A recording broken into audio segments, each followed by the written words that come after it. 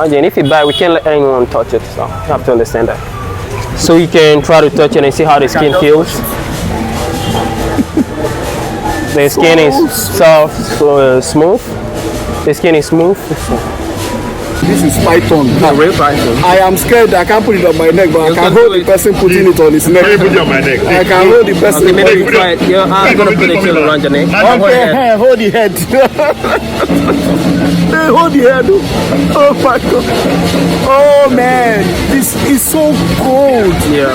Ah, but the head is facing me. It's so cold. Okay, cool. Wow. Can I take it off? Yeah, thank you.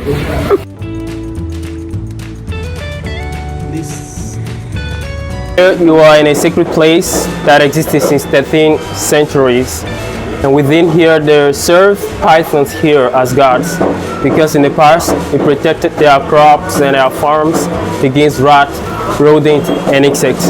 That's the main reason why our forefathers here adopted them as deities. And since the beginning, like this temple, this community were called Ouidah, and Ouidah people, they were the one who worship pythons. So it were the name of the town, the former name of the town. It were called Ouidah. So the white man mispronounced it and it became Ouidah.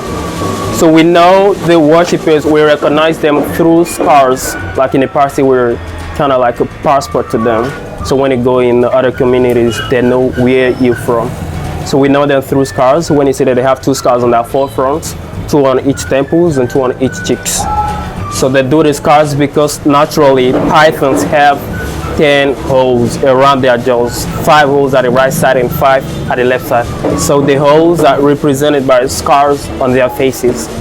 So here we have a tree, a sacred tree here, who is called Iroko tree. It's actually dead, but dead or alive, it stays sacred here. That's why every market days it receives offering here.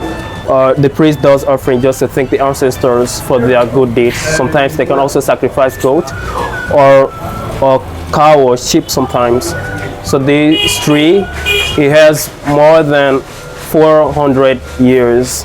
It's actually dead, but it's been cut off by the wind.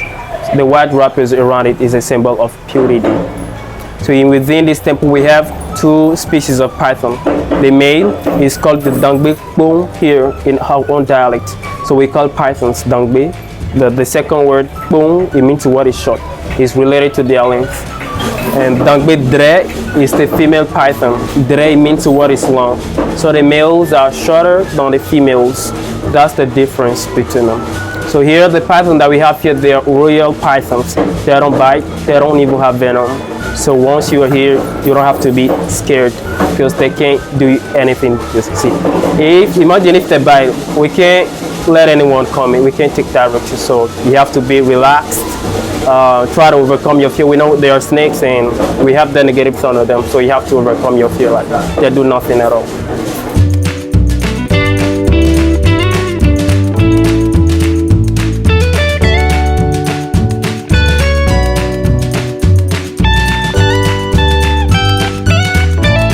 Alright, so here is the leaf called ISOP.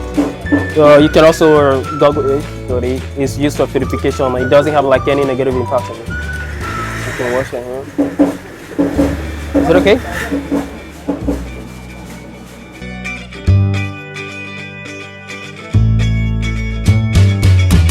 This is where they are. So we have males and females.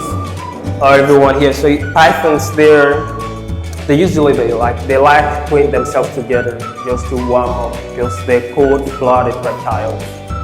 So here they only drink water here. So in this circle, if you have any wishes, you can also make your wishes here, but only positive wishes. So when you finish doing the wishes, then if you have something as money, just to be grateful to other gods, you can drop it there. So if you want to make the wishes, you stand here and you stretch your hands like this, and you stay concentrated and make the wishes in your heart. And when you finish, what you have as often you just drop it there, just to prove your gratitude to other gods.